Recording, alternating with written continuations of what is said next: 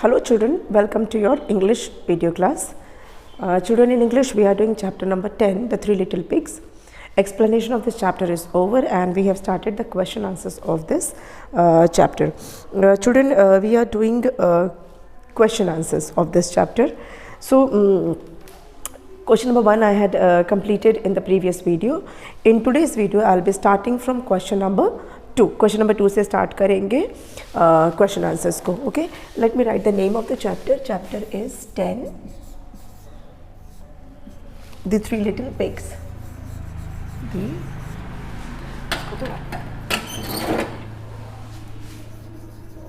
Three Little Pigs. Okay.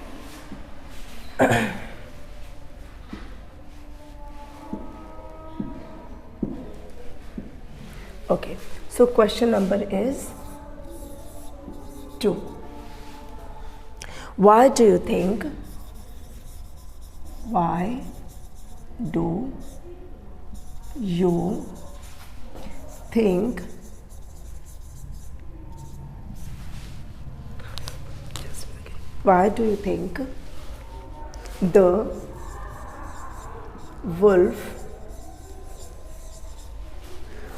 was able to blow down both Squiggly and Wiggly's house?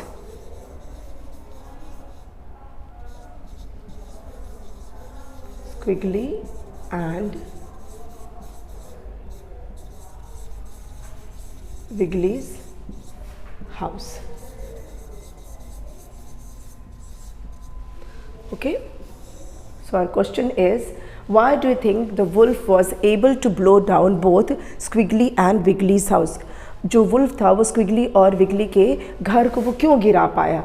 क्यों मतलब उसने फूंक मार के गिरा दिया? What is the reason that you have to write? तो मैं इसका आंसर यहाँ लिख देती हूँ, तो इसको ऊपर कर देते हैं and let's take the pen again. Okay, so the answer is the wolf was able to blow down both Squiggly and Wiggly's house because their houses were not strong enough. क्योंकि उनके मकान, उनके घर जो थे वो strong नहीं थे. ठीक है, let me write the answer here. Answer 2, the wolf was able to ये ना बी प्रॉपर नहीं है, मैं फिर से इसको लिख देती हूँ. ए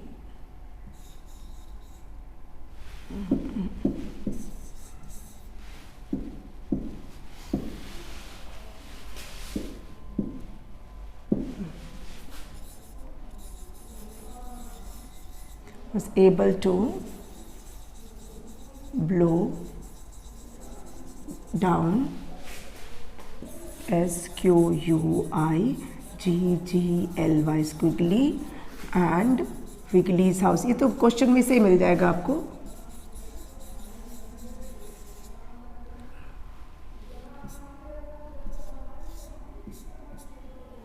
Wiggly's houses because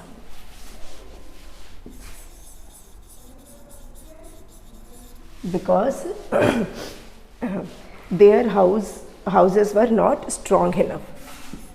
Their houses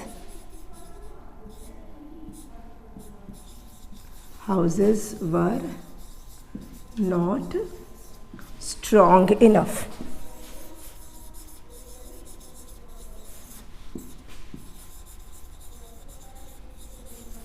मतलब स्ट्रॉन्ग इनफ मतलब इतने मजबूत नहीं थे, इतने भी मजबूत नहीं थे, मतलब वो इस तरह के बने हुए थे कि वो आसानी से टूट गए. So this is the answer of question number 2. Next is question number 3. What did the pigs learn at the end? ठीक है, क्वेश्चन नंबर 3 है. क्वेश्चन 3 है. Let me change the colour of the pen so that you will be able to differentiate. So what did the pigs learn at the end? Question is, what did the pigs learn at the end? Last में जो pigs थे उन्होंने क्या सीखा? What did they learn at the end? What did the pigs learn at the end? So answer is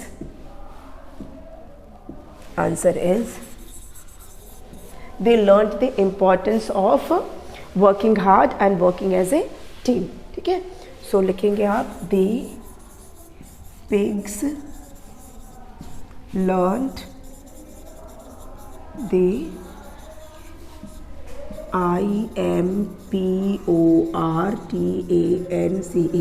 importance importance of working, ये आर है, ठीक है, working hard and working as a team. हो गया। उन्होंने मेहनत के महत्व को समझा और साथ में एकजुट होकर काम करने के महत्व को समझा। तो ये हो गया आपका क्वेश्चन नंबर 3। चलिए अब आते हैं क्वेश्चन नंबर 4 पर, जिसमें आपको ABC करके नोट डाउन दिस, ताकि मैं इसको फिर आगे स्क्रॉल कर सकूं। If you have noted down, let's move further. इसको हम ऊपर कर देते हैं। चलिए अब आ जाते हैं हम क्वेश्चन नंबर 4 पर। क्वेश्चन 4 क्या है? Name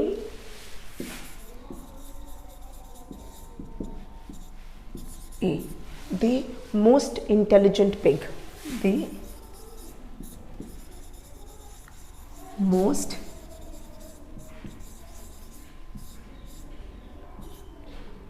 this is L, okay? Most intelligent pig.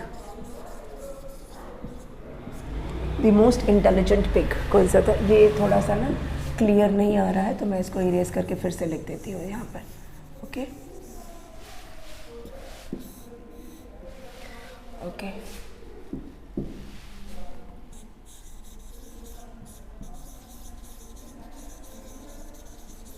Okay the most intelligent pig. सबसे इंटेलिजेंट पिग कौन सा था? तीनों पिग्स में सबसे इंटेलिजेंट कौन था? पिगली। पिगली जो था वाइजेस्ट था, सबसे ज़्यादा इंटेलिजेंट था। बी वाला क्या है फिर? बी में है the best building material. The best building material मतलब घर बनाने के लिए सबसे बेस्ट मटेरियल क्या था?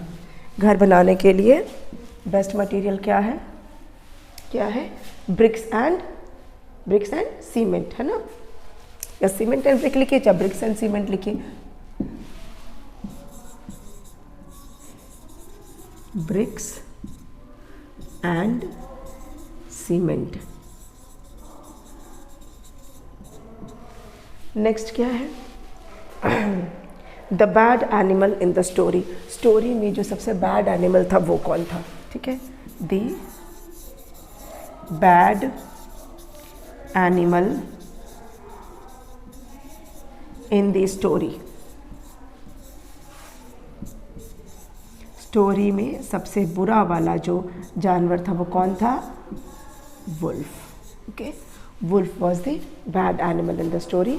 वो थोड़ा सा छिप जा रहा है तो हम इसको ऊपर कर देते। Now you can see that. Okay, चलिए नेक्स्ट आ जाते हैं हम।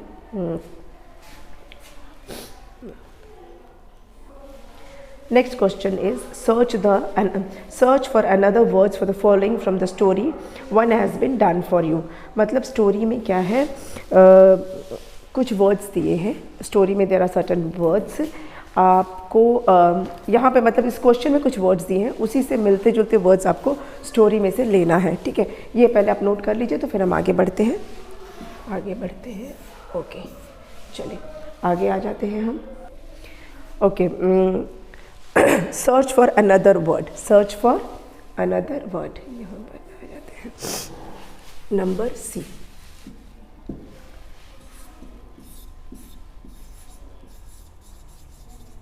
search for another word for the following.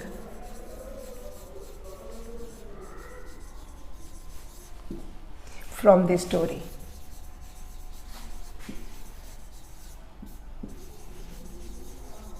और एक पहले से ही किया हुआ है, one has been done for you.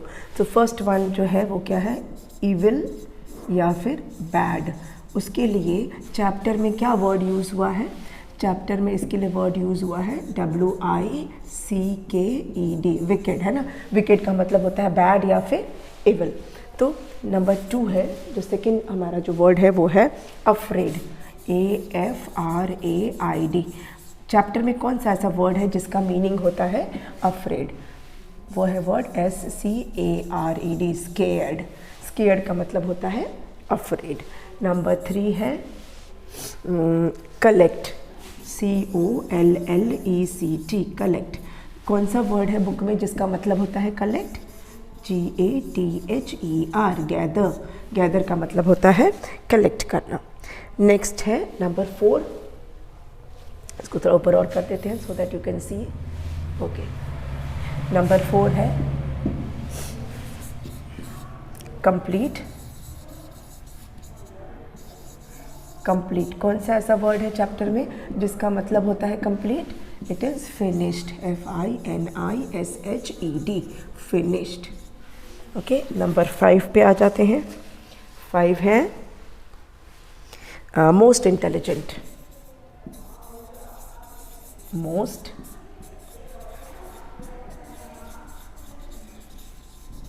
Most intelligent के लिए बुक में क्या वर्ड दिया हुआ है, it is wisest, wisest. Okay, then next है नंबर 6 है बिल्ड। ओके, और चैप्टर में कौन सा वर्ड दिया हुआ है इसके लिए, इसके लिए वर्ड दिया है कंस्ट्रक्ट, CONSTRUCT, कंस्ट्रक्ट। ओके, बस। तो इसको थोड़ा ऊपर कर दे तो आपको दिखेगा। Okay, now it is clear. Moving on to grammar glee. चलिए ग्रामर ग्ली में चलते हैं। ग्रामर ग्ली में क्या है,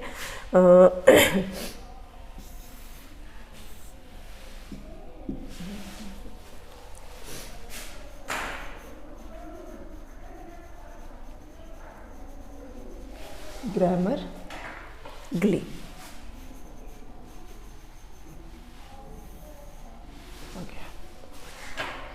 इसमें हम वो पढ़ेंगे जो हम ग्रामर बुक में ऑलरेडी पढ़ चुके हैं, that is present tense, past tense और एक फ्यूचर टेंस।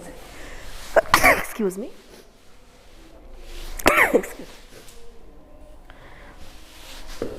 हमने ग्रामर बुक में पढ़ा था, सिंपल प्रेजेंट टेंस पढ़ चुके हैं, पास्ट टेंस हम कर चुके हैं, जो मैंने आपको बताया था ED लगा के हम बनाते हैं। मैक्सिमम पास्ट टेंस आपको ED लगा के मिल जाएंगे। वर्ब में हम ED ऐड करेंगे और वर्ड का पास्ट टेंस बन जाता है। बहुत सारे वर्ड्स ऐसे हैं जिसमें ED लगा के पास्ट टेंस बनता है, पर पास्ट टेंस और भी तरह के होते हैं जिसमें ED नहीं लगता है, उसको हम दूसरे ढंग से बनाते हैं जो आपको लर्न करना पड़ेगा। एग्जाम्पल जैसे सिंग है तो उसका पास्ट टेंस सैंग हो जाएगा, फ्लाई का फ्ल्यू हो जाएगा, लर्न का लर्नड हो जाएगा।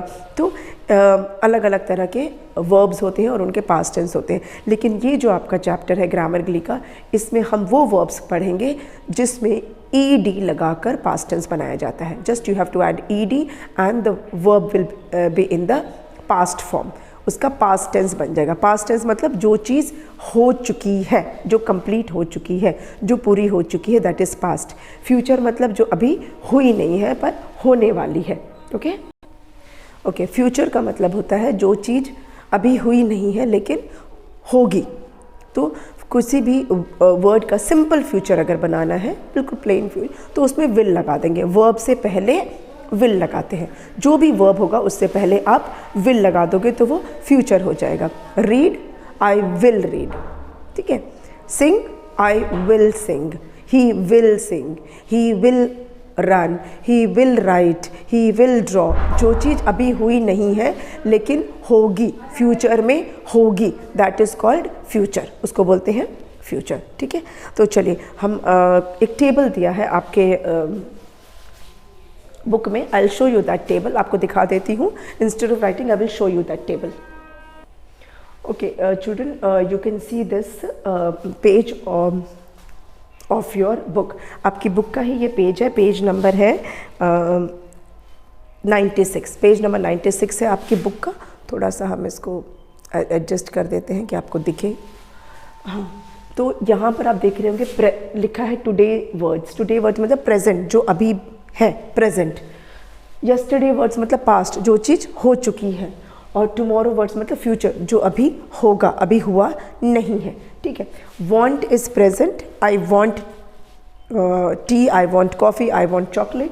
वांटेड, आई वांटेड टी, मुझे चाहिए था, आई वांटेड टी, मुझे चाहिए था, अब नहीं चाहिए। आई विल वांट टी, मुझे चाय चाहिए होगा, अभी नहीं चाहिए लेकिन फ्यूचर में मुझे चाय चाहिए। ठीक है, ऐसे। तो मैंने एग्जाम्पल दे के बताया। तो want is present, wanted past और विल वांट इज़ फ्यूचर। आप देख रहे होंगे कि यहाँ पर सिर्फ विल लगा दिया गया है। ठीक है, विल लगाते ही ये फ्यूचर हो गया।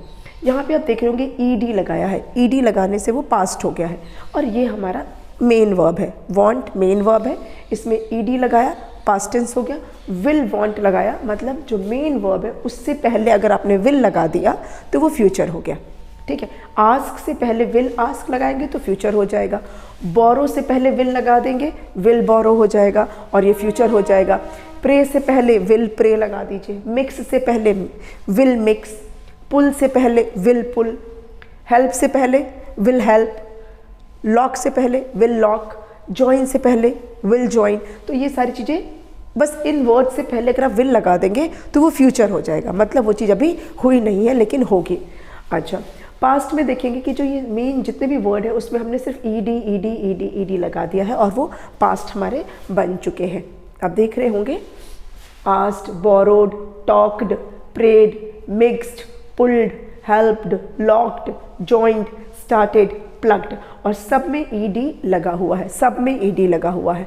ठीक है, चलिए अब इसी पे बेस्ड हमको एक्सरसाइज देखनी है। मैं यहाँ पे आपको एक्सरसाइज बता दे रही हूँ और कोशिश करेंगे कि हम इंटोनेशन करके मैं आपको यहाँ पे टिक भी कर दूँ। If you can see this page, okay. I think ये आपको थोड़ा सा हेजी दिख रहा है, बट आप you can open your book, आप अपनी बुक भी खोल सकते हैं। बुक में ये पेज दिया हुआ है and you can see that page, okay.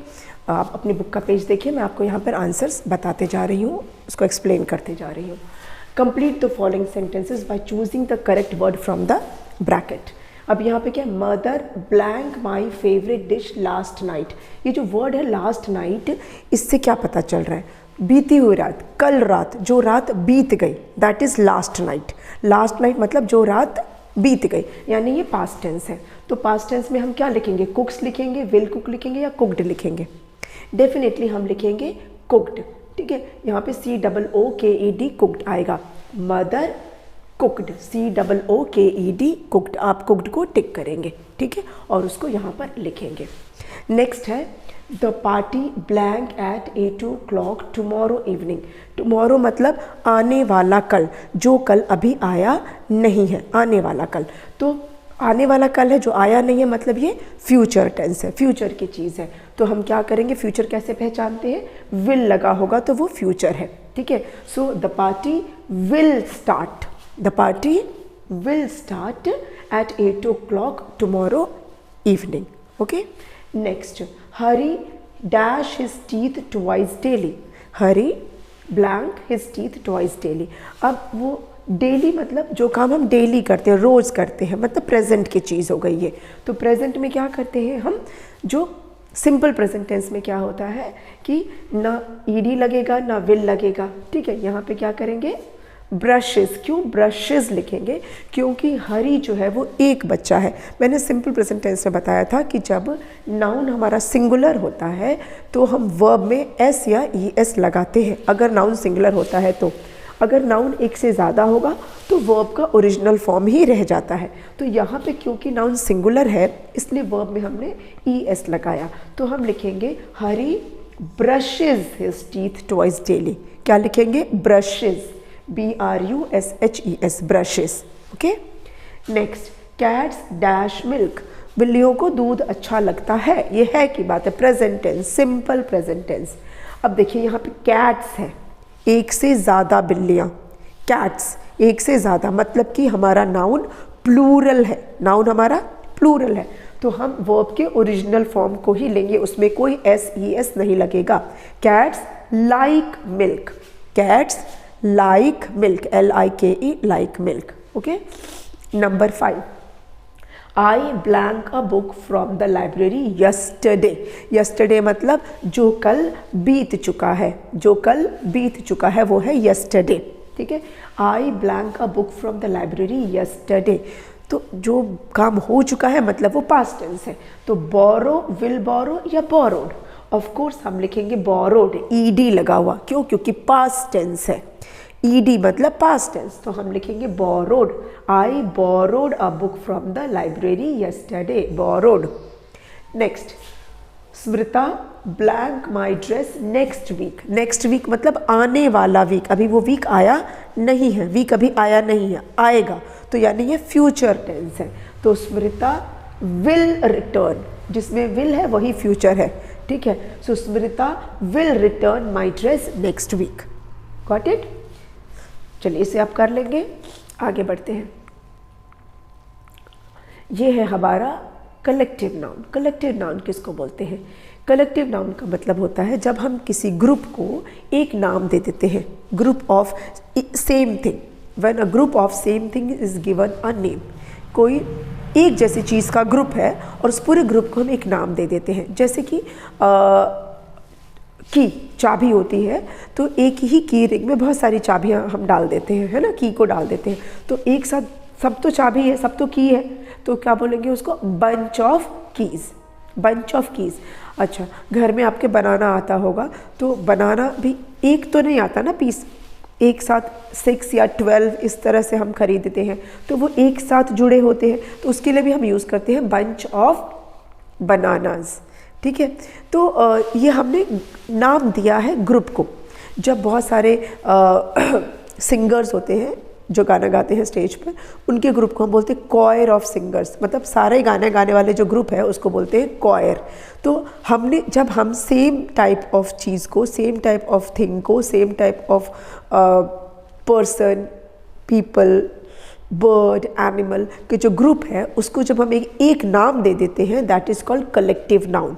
मतलब पूरे कलेक्शन को हम एक नाम देते हैं, that is called collective noun. तो ये जो हमारा टॉपिक है वो कलेक्टिव नाउन से रिलेटेड है। पहला आप देख रहे होंगे अ collection of cattle. Collection of cattle, cattle मतलब जो जानवर होते हैं चरने वाले, जो चारा चरने वाले कैटल होते हैं, गाय भैंस इसमें आ जाएगी, काउज, बफलोस, ये सब कैटल होते हैं। तो अगर कैटल का ग्रुप है, झुंड है, उसको क्या कहेंगे? उसको कहते हैं हर्ड, हर्ड ऑफ कैटल बोलेंगे उसको, मतलब पशुओं का झुंड। हिंदी में हम कहेंगे झुंड, मतलब पूरा ग्रुप। तो collection of cattle is called heard of cattle. ये आपने यहाँ पे देखे लाइन खींची हुई है ना। नेक्स्ट है अ कलेक्शन ऑफ फिश। अगर फिश का ग्रुप है, एक साथ फिश का ग्रुप है, तो उसको क्या कहा जाता है? शोल, SHOAL, यहाँ पे जो लिखा हुआ है वो, मैं और स्क्रॉल करके ऊपर कर देती हूँ उसको, ये रहा SHOAL, shoal of fish, shoal of fish. अच्छा, फिश की जगह अगर डॉल्फिन है, डॉल्फिन है, वाटर एनिमल डॉल्फिन है, तो उसके लिए यूज़ होता है school of dolphin. Yes, school of dolphin.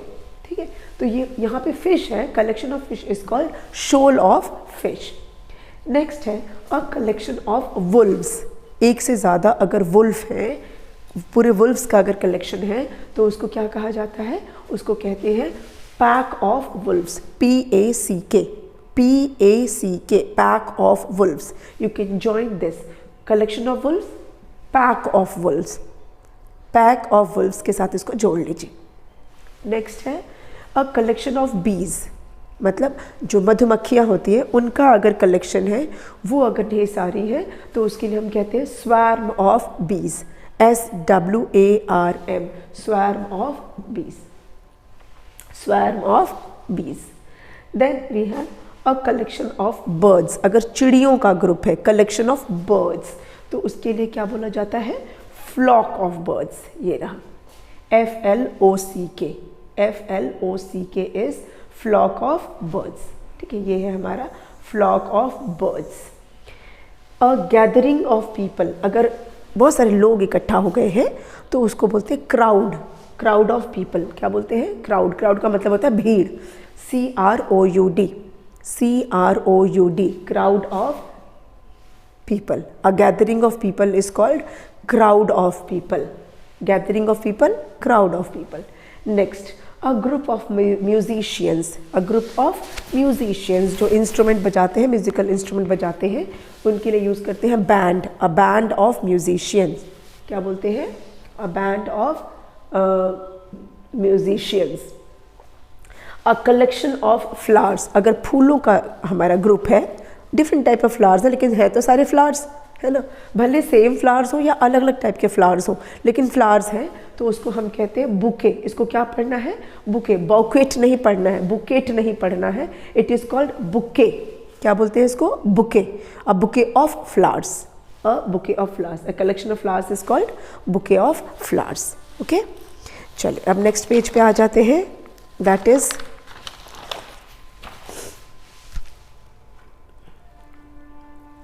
think and write. Listen and say aloud and then think and write. इसमें क्या है?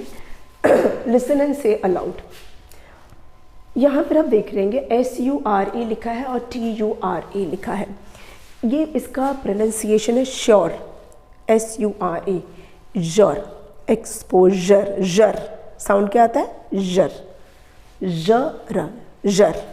और ये चर, इसका आता है चर, जर, चर, जर, चर। कैसे? EXPOSURE, exposure, exposure. TREASURE, treasure, treasure. LEISURE, leisure, LEISURE, leisure. उसके बाद PLEASURE, प्लेजर, प्लेजर। यहाँ पे देखिए चर वाला NATURE, नटूरे नहीं है, NATURE, नटूरे नहीं बोलना है, nature, nature, NATURE, nature. FUTURE, future, future. CREATURE, creature, creature. CULTURE, culture, culture. Okay, next अब इधर आते हैं हम। Think and complete the following words correctly either with SURE और विद TURE। अब डिपेंड करता है कि हमें क्या लेना चाहिए। यहाँ पर क्या लेना चाहिए हमें? यहाँ पर दिख रहा है ना, या तो TURE या तो SURE, पर सही वाला लेंगे। MEASURE, measure. क्या बोलेंगे इसको हम? Measure, MEASURE, measure. इसको मैं क्लोज कर देती हूँ और हम इंटरैक्टिव बोर्ड पे आ जाते हैं। यहाँ मैं आपको लिख के दिखा देती हूँ। ओके, MEASURE, मेजर, नापना किसी चीज़ को, मेजर। उसके बाद है FURNITURE, furniture, furniture. Then we have ADVENTURE, adventure, adventure. And then we have PRESSURE, pressure, pressure. तो ये आपका हो गया listen and say aloud. अब आपका एक लास्ट बचा है, दैट इज राइटिंग स्किल है, picture composition. You have to write 5-6 sentences to describe the picture. अब हम वापस उस पर आ जाते हैं अपनी बुक पे। देखिए ये है हमारा this one, write 5-6 sentence to describe this picture. So this is a picture of a fair. ये एक मेले का सीन है, एक मेले का पिक्चर है। इसमें देख रहे होंगे कि बहुत सारे लोग हैं, many people are there in the fair. यहाँ पे एक सर्कस का शो भी हो रहा है, यहाँ पे एक जायंट व्हील है, यहाँ पे एक बैलून बेचने वाला भी, बैलून सेलर भी है, एंड यहाँ पे 2 बच्चे आइसक्रीम खा रहे हैं, ठीक है, एक कुछ बच्चे यहाँ पर गेम खेल रहे हैं। तो इसी पे बेस्ड आपको क्या करना है, you have to write few sentences, आपको कुछ सेंटेंसेस लिखने हैं लुकिंग एट दैट पिक्चर, ठीक है। उस पिक्चर को देखकर आपको खुद कुछ सेंटेंस बनाने हैं। तो let us right the sentences, ठीक है। मैं आपको, हमें मैक्सिमम 5 या 6 सेंटेंस ही लिखने हैं, बहुत ज़्यादा नहीं लिखना है, ठीक है। ओके, तो ये जो है आपको मैं इसके सेंटेंसेस जो हैं वो नेक्स्ट वीडियो में लिखा दूँगी, क्योंकि ऑलरेडी हमारे 30 मिनट्स हो चुके हैं। एंड ये जो पिक्चर देखकर 5 और 6 sentences I will give you during online class, okay. और यहाँ भी लिखवा दूँगी in the next video, okay. Will meet again in the next video. Thank you.